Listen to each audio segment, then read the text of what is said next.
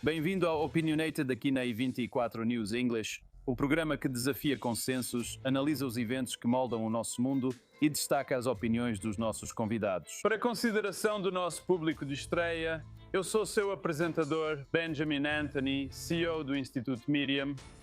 Agora, a breve e apressada visita do primeiro-ministro Netanyahu a Washington, D.C. está prevista para durar apenas 32 horas. A visita dele, é claro, acontece enquanto as negociações entre os Estados Unidos e o Irã continuam, tendo como pano de fundo uma enorme mobilização militar dos americanos. E meu primeiro convidado é uma pessoa com um grau raro de experiência quando se trata de entender as capacidades militares dos Estados Unidos, tendo servido como comandante das forças britânicas no Afeganistão. E com isso, é um prazer receber o Coronel Richard Kemp, que está aqui comigo no estúdio. Coronel Kemp, seja bem-vindo. É um grande prazer estar com você, Benjamin. Obrigado por estar comigo. Vamos direto ao ponto. Há muita discussão sobre a diferença entre a posição de negociação do Irã, que está disposto a conversar basicamente sobre o enriquecimento. Israel gostaria que a posição de negociação dos Estados Unidos cobrisse o fim do programa nuclear e uma forte restrição ao programa de mísseis balísticos. E também o fim do programa de proxies, com o qual todos tivemos que lidar em Israel desde 7 de outubro e antes disso. Como você acha que vamos superar essa diferença e como o aumento militar pode ajudar a superar essa diferença, se é que ajuda? Bem, eu acho que, antes de tudo, o aumento militar é um componente essencial para realmente conseguir qualquer coisa dos iranianos. Você sabe, uma presença militar ativa em grande escala na região, claramente direcionada. O Irã precisa focar sua atenção e fazê-los pensar, pelo menos sobre concordar com algum tipo de concessão, e eu acho que o presidente Trump vai querer garantir concessões significativas. Ele não vai trazer essa força militar massiva para cá e sair com alguns prêmios menores. Ele vai querer algo muito significativo, provavelmente envolvendo não só questões de enriquecimento, mas também temas de grande interesse para Israel, que, como você disse, é toda a questão do desarmamento nuclear, dos mísseis balísticos, etc., e do fim do apoio deles a representantes na região. Acredito que Trump pensará igual. Não vejo grande diferença entre Israel e Estados Unidos nesse aspecto.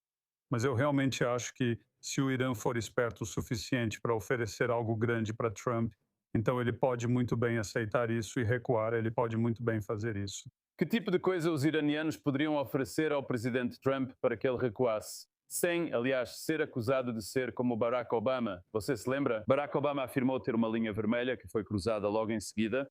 Não houve consequências para o regime sírio ao movimentar armas químicas. Então, o que o Irã poderia oferecer? Acho que tem que ser acabar com o projeto nuclear, parar ou pelo menos restringir severamente os mísseis balísticos e encerrar o apoio aos representantes na região. Se eles não estiverem dispostos a fazer pelo menos 2 ou 3 ou todas essas coisas, não acho que ele vá desistir. Não acho que eles vão oferecer isso e, se oferecerem, estou certo do que quero. O primeiro-ministro Netanyahu, agora relembrando Trump disso, caso necessário, independentemente do que o Irã ofereça, você não pode confiar na palavra deles, você absolutamente não pode tomar o que eles dizem como algo que eles vão cumprir, porque eles não vão cumprir. Deixe-me perguntar algo. Com sua experiência, pode nos dar um panorama? Israel estava, com razão, muito focado em impedir o programa nuclear do Irã, por motivos compreensíveis. Acho que é menos compreendido o enorme dano que o arsenal do Irã queria causar. O arsenal de mísseis balísticos ameaça Israel e toda a região. Pode explicar porque Israel é agora tão contra o programa de mísseis balísticos e porque isso virou prioridade? Sim, eu estava aqui, assim como você, durante a guerra de 12 dias e ambos vimos o dano causado pelos mísseis balísticos do Irã. Acho que algo em torno de 29 conseguiram passar, algo assim. É uma proporção pequena, já que a maioria foi abatida antes de deixar o espaço aéreo iraniano. Mas você sabe, houve várias mortes como resultado disso, e poderia ter havido mais, facilmente poderia ter havido mais. E claro, Israel não está disposto a tolerar esse tipo de coisa. Está muito claro que eles devem acabar, de preferência, acabar com um regime que ameaça Israel dessa forma, que deseja ver a destruição de Israel. Se não conseguirem acabar com esse regime, ao menos devem eliminar os programas de mísseis balísticos e nucleares. Deixa-me perguntar outra coisa. Sempre pensei. A aceitação e a celebração em torno da normalização são um pouco exageradas por vários motivos. Estamos avaliando se a normalização já ocorre ou está para ocorrer. Estamos vendo problemas na região, estamos vendo problemas porque o Catar, a Turquia, que antes fazia exercícios militares conjuntos com Israel regularmente e muitas vezes com os sauditas, onde se falava que a normalização estava a caminho. Eles fazem lobby. Não nos surpreendem os cataris, mas Turquia, sauditas e egípcios, com quem temos tratado de paz, também pressionam para que Donald Trump não tome medidas contra o regime. Como essas pessoas podem realmente ser confiáveis e o que é que está motivando essas decisões? É preciso analisar Turquia e Catar separadamente. Em certa medida, porque eles são fortes apoiadores da Irmandade Muçulmana, são fortes apoiadores do Hamas e querem que Israel seja prejudicado. O motivo pelo qual incluí a Turquia nisso, só para deixar claro, é porque eles são emblemáticos do que me preocupa, que é, tínhamos uma aliança forte com eles, mas agora são inimigos declarados, como você disse. Acredito que uma aliança pode retornar com outra liderança na Turquia, mas deixemos isso de lado por agora. Mas eu acho que os outros países, Arábia Saudita e Egito em particular, eles afirmam uma coisa publicamente, mas querem dizer outra, especialmente países árabes que muitas vezes agem de forma diferente em privado. Eu ficaria muito surpreso, em particular, se a Arábia Saudita e também o Egito não quisessem ver a queda desse regime em Teherã. Tenho quase certeza de que querem, mas eles dizem isso só para o público, não de verdade. Tenho certeza de que eles passam mensagens diferentes sobre isso para Trump e a Casa Branca. Lá na velha terra, a Grã-Bretanha, onde cresci e que você defendeu com orgulho, servindo heroicamente, parece ter perdido completamente a vontade de defender sua cultura e parece estar se curvando para... Muitos falam em imigração, mas vejo como islamização da Grã-Bretanha e da Europa, sendo a Grã-Bretanha um exemplo. Como você vê o destino dela nos próximos 10 ou 20 anos? O pessoal de serviço como você, que se destacou tão bravamente no exterior na missão de proteger os interesses britânicos, gosta do que vê quando volta para casa?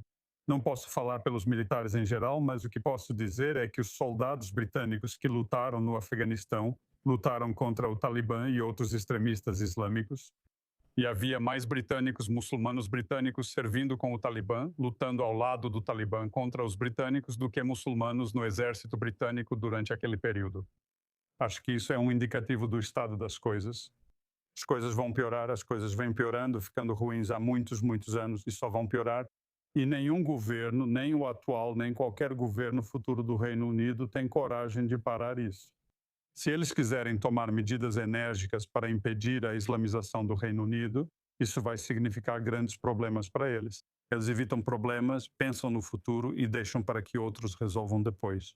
Acredito que isso pode resultar numa guerra civil na Grã-Bretanha, uma verdadeira guerra civil indígena, e não me refiro à guerra civil americana da União. Não. Falo de algo similar à Irlanda do Norte, mas em escala bem mais intensa, onde você tem os indígenas, os britânicos e parte da população imigrante, e o governo britânico, todos em 3 lados diferentes, lutando uns contra os outros.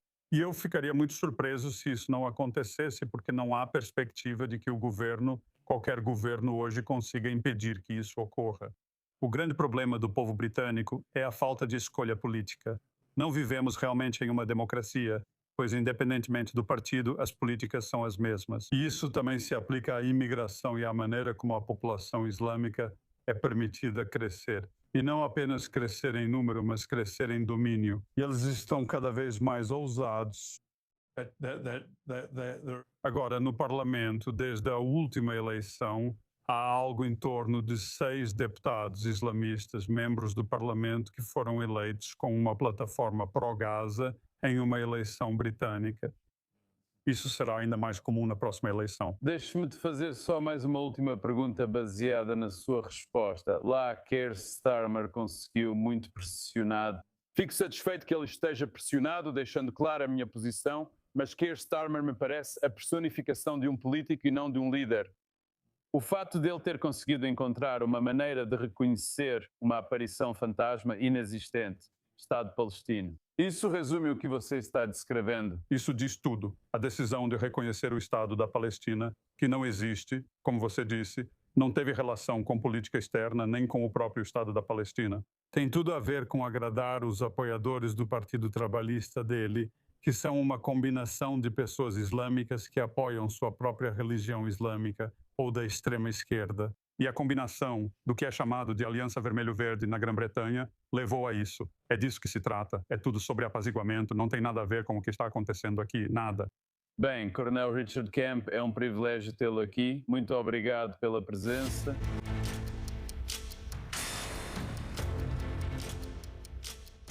Minha próxima convidada é uma académica renomada na Universidade Reichmann, aqui em Herzliya, onde ela é diretora académica do Programa Internacional de Governo. Mas, além de suas conquistas académicas, a professora Daphna Richmond Barak agora está soando o alarme sobre o que ela chama de boicote académico silencioso.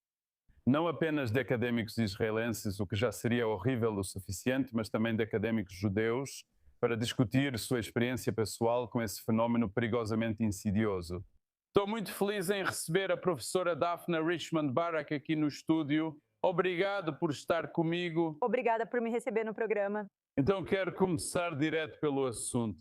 Você disse que há um boicote académico silencioso acontecendo contra académicos israelenses, académicos judeus. E isso é basicamente fundamentado em 4 pilares: intimidação, exclusão, cancelamento e isolamento. Você foi vítima de um desses boicotes agora mesmo, em uma conferência da OTAN, na qual estava programado para falar em sua área de atuação, ou seja, a guerra urbana beneficiando os participantes da OTAN. O que de fato ocorreu? Sim. Então, o efeito desse boicote acadêmico silencioso de que estamos falando é basicamente excluir estudantes judeus, estudantes israelenses e também acadêmicos judeus e israelenses de uma vida acadêmica saudável, certo?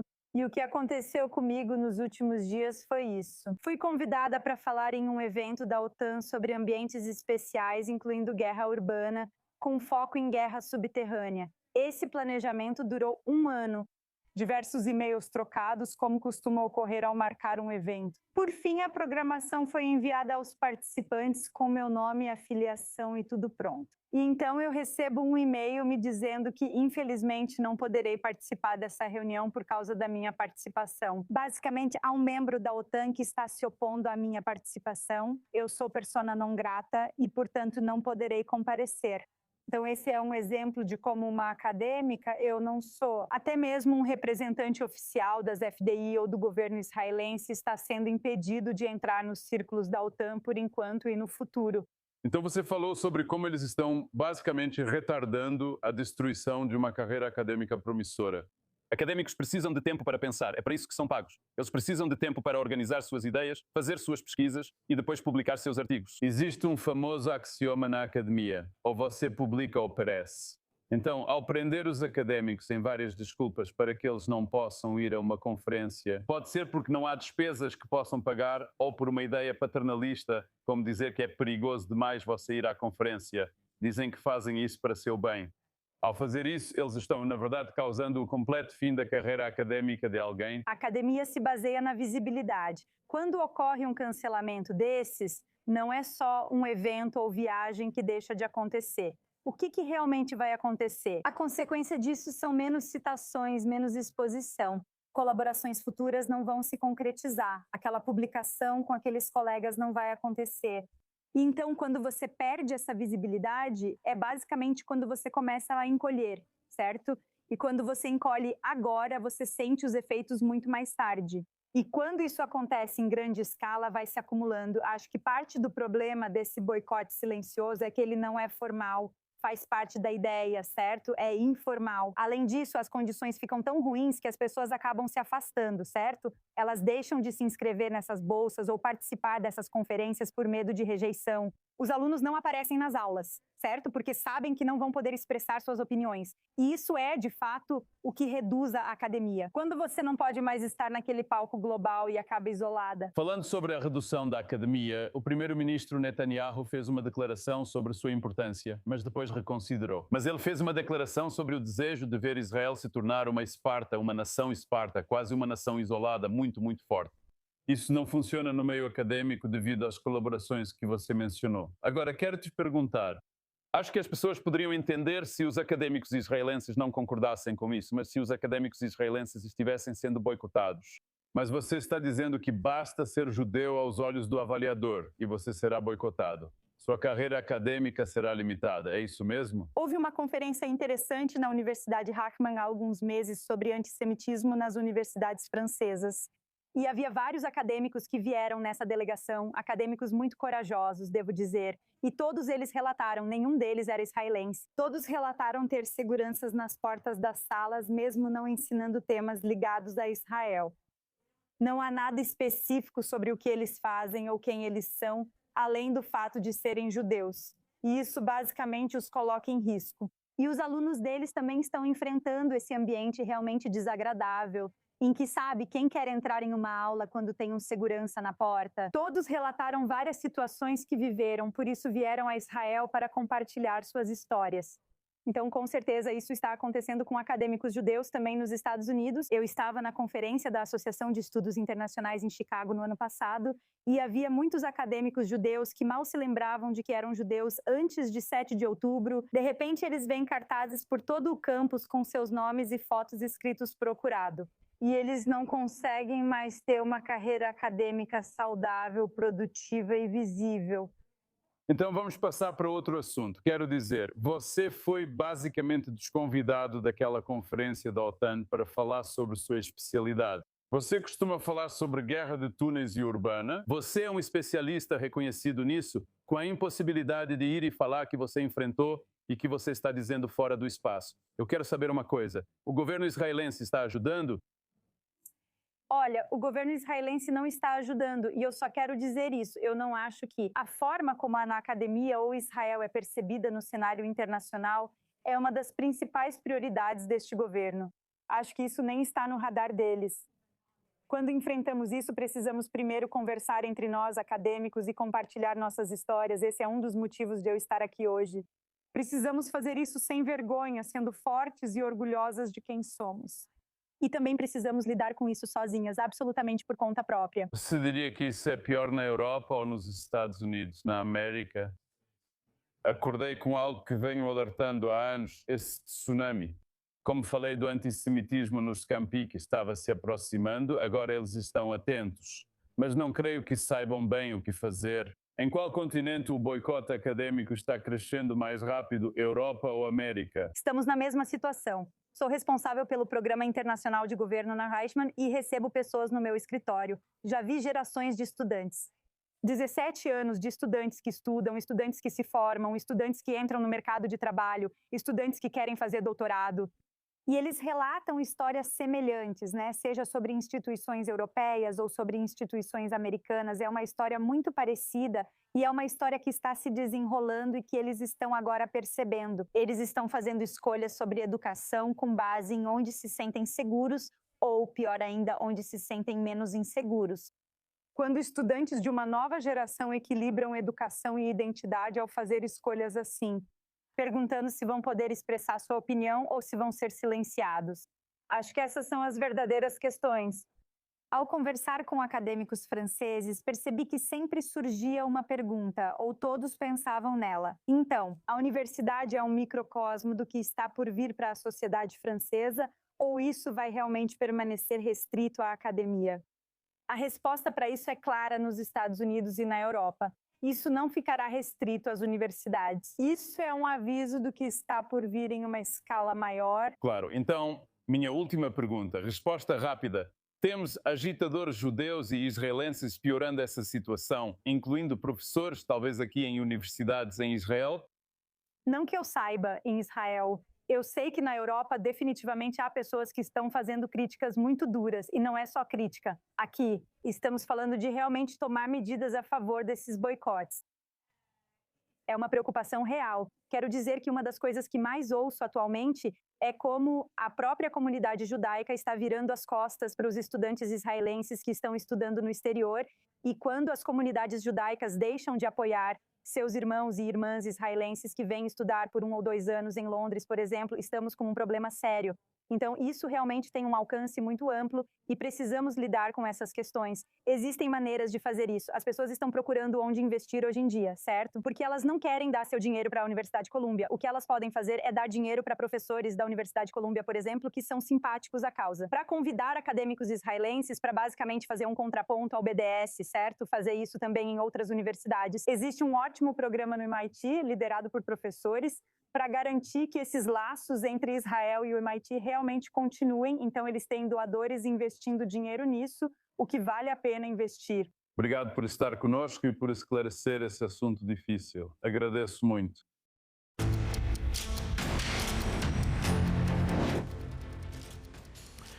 Não.